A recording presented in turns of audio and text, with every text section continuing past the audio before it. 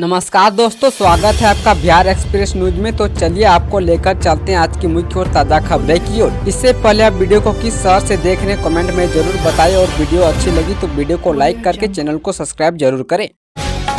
बिहार में सभी पंचायतों का अपना भवन होगा। नीतीश ने जून 2025 तक की दी डेडलाइन। बिहार में जल्दी सभी पंचायतों का अपना भवन होगा। अगले साल जून तक सभी पंचायत सरकार भवन बन जाएंगे। मुख्यमंत्री नीतीश कुमार ने अधिकारियों को जून 2025 तक सभी पंचायतों में भवनों का निर्माण पूर्ण कराने को कहा है। साथ ही सभी पंचायत सरकार भवनों का रखरखाव बेहतर ढंग से करने का भी निर्देश दिया है। सीएम नीतीश ने गुरुवार को पटना के एक अन्य मार्ग स्थित संकल्प में पंचायती राज विभाग के अंतर्गत 7,160 करोड़ रुपए की लागत की 2615 पंचायत सरकार भवन का शिलान्यास करने के बाद कार्यक्रम को संबोधित किया। उन्होंने राज्य पंचायत संसाधन केंद्र सोनपुर के भवन का शिलान्यास भी किया। साथ ही 13 जिला पंचायत संसाधन केंद्रों, 65 पंचायत सरकार भवन और ई ग्राम कचहरी कोड मैनेजमेंट सिस्टम तथा जिला परिषद पोर्टल का उद्घाटन किया। मुख्यमंत्री नीतीश कुमार ने कहा कि आज पंचायत सरकार भवन के शिलान्यास के बाद राज्य के 8,053 पंचायत भवनों में से 6,858 भवन स्वीकृत कर दिए गए हैं।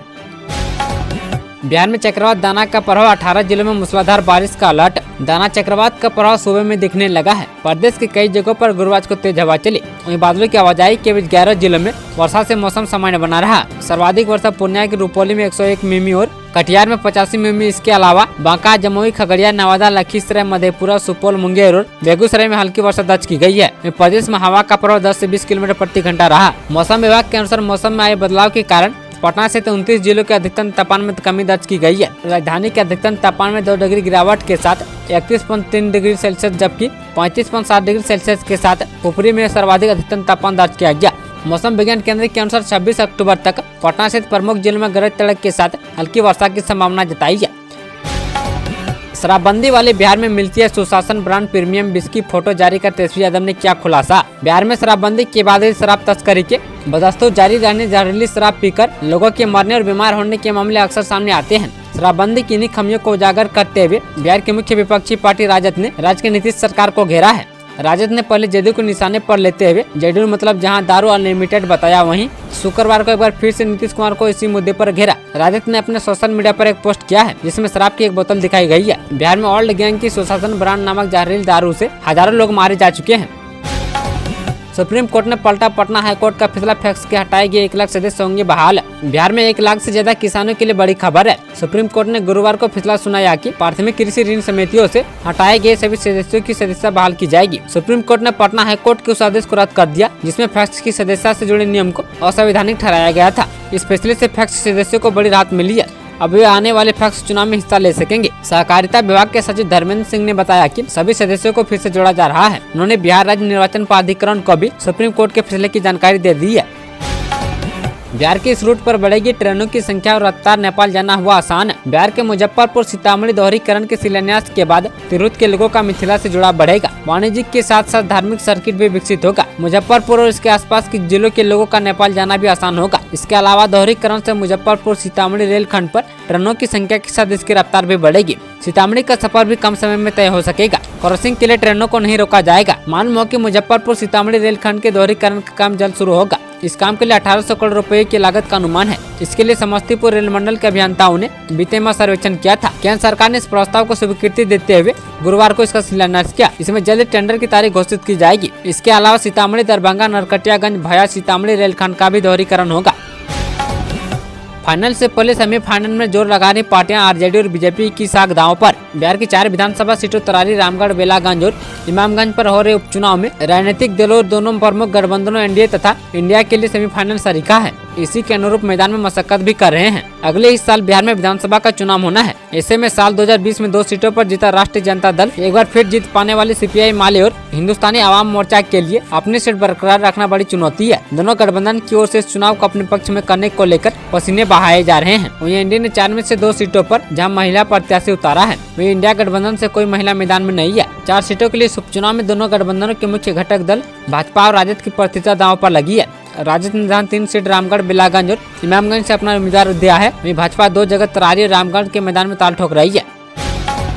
उत्तर बिहार के ड्रीम प्रोजेक्ट को मोदी कैबिनेट से मंजूरी, पूर्वोत्तर तक बढ़ेगी रेल कनेक्टिविटी। केंद्र की नरेंद्र मोदी सरकार ने बिहार को उड़ीसा, पश्चिम बंगाल और पूर्वोत्तर राज्यों से जोड़ने वाली एक बड़ी रेल परियोजना को मंजूरी दी है। इसके तहत नरकटियागंज सीतामढ़ी रेलवे लाइन को डबल किया जाएगा। यह उत्तर बिहार का ड्रीम प्रोजेक्ट है। इससे बिहार समेत पूर्वोत्तर राज्यों में निवेश को बढ़ावा मिलेगा। उन्हें रेल के साथ बंदरगाहों की भी कनेक्टिविटी उपलब्ध हो सकेगी। प्रधानमंत्री नरेंद्र मोदी की अध्यक्षता में गुरुवार को भी केंद्रीय कैबिनेट की बैठक में यह फैसला लिया गया है। केंद्रीय सूचना, प्रसारण और रेल मंत्री अश्विनी वैष्णव ने बताया कि यह परियोजना 4,553 करोड़ रुपए की है। इससे बिहार में कनेक्टिविटी को अभूतपूर्व मजबूती मिलेगी। इस प्रोजेक्ट के तहत 286 किलोमीटर लंबी रेलवे लाइन का निर्माण किया जाएगा।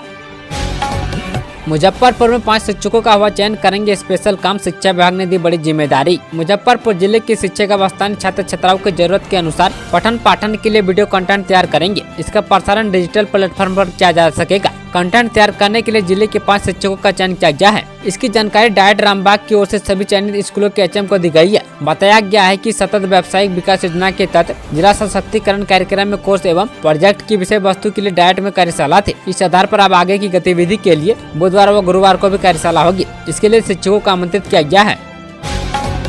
बिहार में सेटिंग वाले शिक्षकों की अब खैर नहीं, ई सर्विस बुक बनाने जा रहे शिक्षा विभाग। बिहार में शिक्षकों की सेटिंग से शिक्षा विभाग परेशान है।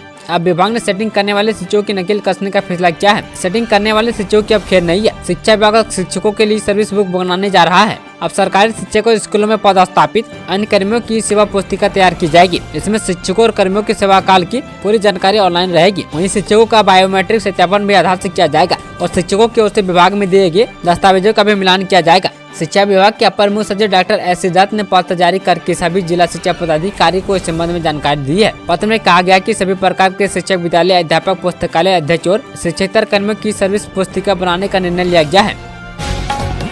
स्कूल के कमरे में बीपीएससी शिक्षक शिक्षिका कर रहे थे अश्लील हरकत। बिहार से इन दिनों शिक्षकों की खबरें खूब सामने आ रहा है। ताजा मामला बेतिया का है, जहां एक स्कूल में शिक्षक और शिक्षिका अश्लील हरकत करते दिखे। घटना के बाद छात्रों के अभिभावकों ने स्कूल में जमकर हंगामा किया। पूरा मामला बेतिया के मीनाटाड़ प्रखंड के प्राथमिक विद्यालय की है, जहां लंच के समय बीपीएससी शिक्षक और शिक्षिका को प्राथमिक क्लास में छात्राओं ने आपत्तिजनक स्थिति में देख लिया। स्कूल की छुट्टी होने के बाद छात्राएं घर पहुंची और परिजनों को बात बताई, जिसके बाद अभिभावक स्कूल पहुंचे और जमकर हंगामा किया।